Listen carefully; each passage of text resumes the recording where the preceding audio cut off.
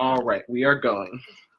And so I'm representing the league on this. So we have a housing and transportation committee, and we studied the staff report, and we drafted this letter. What we wanted to focus on, since we're not the developers, we're not going to talk about parking ratios and all that kind of thing. We think the staff report was really good. It really spelled out all the issues, and we say in our letter that we recommend the city council adopt the recommendations in the staff report. You've got the ordinance and the deck and all the piece parts that go with it.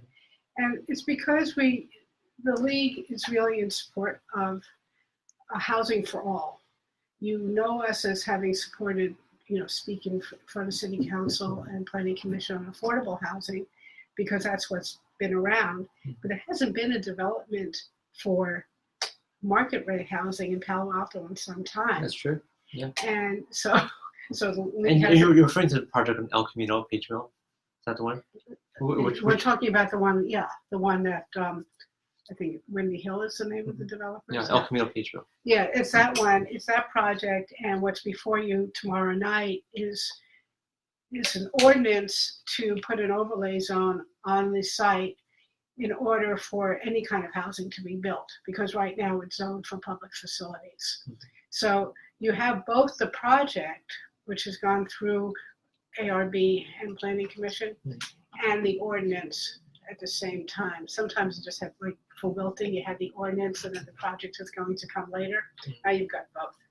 So they have to change the zoning. And according to the staff report, this is just what I read, it's the developer requested that it would be some kind of overlay zone. And so the planning department drafted an ordinance so that this kind of small unit workforce, they're calling it workforce housing, and that's it's not that small though, right? It's like 500 square feet. Yeah, well, you move for bed. Yeah. There's I think there's a range. I don't remember offhand, between 550 and 650 was there's some are one bedroom and some are studios. But the ordinance specifies that if this overlay were to apply to other sites, it would be rental units up to 750 square feet. So that's what the ordinance said. And what we're asking in this letter is for the city council, do what you need to do tomorrow night, adopt the plan, but go back to the planning staff and go back to them and say, either within the housing work plan or however, to expand this ordinance or come back with another ordinance or this ordinance expanding to commercial sites so that it can really be used to create more housing, because supply will really help bring down prices, which is what is making. Oh, that's true. Yeah, I mean, it's largely a supply issue. It's a supply issue, and it'll bring down prices for the middle income people who are finding it hard to live here because of the high prices. It's in the papers. You read the reports. So that's what we're saying. To see. A few weeks ago, City Council adopted the Affordable Housing Overlay Ordinance to apply at the 4 different commercial zones in the city. And it's an overlay. It doesn't automatically change the zoning on any of those zones. A developer would have to come and ask for that overlay to apply. Combining district is the other word. And so we're saying, be adventurous as a city council and provide opportunities for more supply. And as we say in the letter, this is consistent with the housing element, which says, and I'll say it for Facebook, to allow for higher density residential development, consider amending the zoning code to permit high density residential in mixed use or single use projects in commercial areas with 1/2 mile of fixed rail stations. And this is what this project is, near Caltrain, but there are other sites that are C and CS. Okay. So do you have questions for me on this? I have a more general question for you. Okay. So have you been following the Great Separation discussion? What? Great Separation for Caltrain? Great Separation. Yeah. Personally, only what I've read in the newspaper. Okay. And the league will probably be going. We may have a representative observing, but we're not engineers.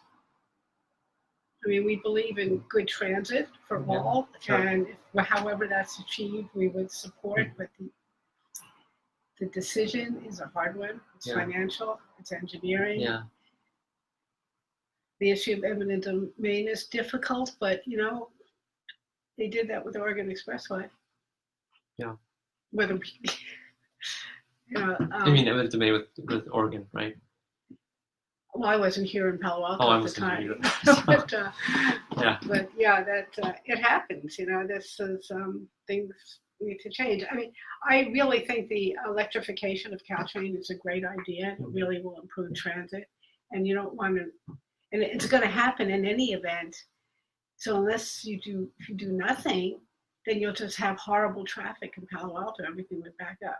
So you have to do something. Yeah. Exactly what that is, as a representative of the league, we don't know. Well, the reason why I bring this up is because one of the ideas, right, that I've heard from lots of people, right, is to sell transfer development rights. So basically increase densities. So the people that have eminent domain. Well, no, I mean, so that to sell density, sell transfer development rights in the downtown areas to help raise money for the great separation, right? Oh. And so I was wondering if the league had any opinion or thoughts on that. We wouldn't. We wouldn't on that level of detail. The league addresses big public policy issues, and they may have individuals who have that kind of expertise, but as a league, we advocate on public policy issues based on our positions, and our positions were developed on a grassroots basis. And whenever we go back, like every letter we send to you, we'll start out with a statement based on one of our positions. And we don't have a position on transfer development rights. Oh no, but we have a position that says we have good. We want to have sound financial policies in the city of Palo Alto. What's the league's opinion on density though? What is our position on density? What do you mean? Well, like on this project, you guys are supporting increased densities near fixed transit, right? Well, if you have to increase density or do it by FAR, the floor area ratio, in order to increase the number of units, livable units, of course, in order to increase supply. And our existing zoning is cumbersome. It doesn't allow for that. Sure. I mean, the zoning was created at a time when there wasn't a housing crisis. As an example, and I think this is mentioned in other staff reports, California Park Apartments, which is an affordable housing project that is owned by Palo Alto Housing, that is so undense. I mean, it could be twice as dense under existing zoning. But at the time that it was built, the need wasn't as great, and they just built those 45 units there. It could be more. Sure. But that was built, I believe, in the 80s. And it was a different time, and so and our zoning reflects the times, and the times have changed. So I'm so glad that the housing work plan is there for people, for the planning department to work on and come back to you with more flexibility in zoning. Sure. So I'm glad you understand the supply issue. Well, it's largely a supply issue, right? What? It's largely a supply issue. Yeah. Well, yeah. And zoning. In this letter, we mentioned the missing middle panel discussion that was held a couple weeks ago. And it was sponsored by Palo Alto Forward Bay Area, Forward, SV at Home, and the league. And the panelists, I happened to be asked to moderate it. I wasn't a panelist, but I listened to all of them. And it was amazing. They all said the solution to trying to address the problem of the missing middle, those who make more than is considered low income, but don't make enough to afford the rents, or especially not to purchase here, is to change the zoning. They showed us samples of buildings that were built in the 20s and 30s right here in Palo Alto that are triplexes or Sure. quadplexes Yeah. that look like nice homes, Yeah. about the size of the typical home in Professorville Sure. around there.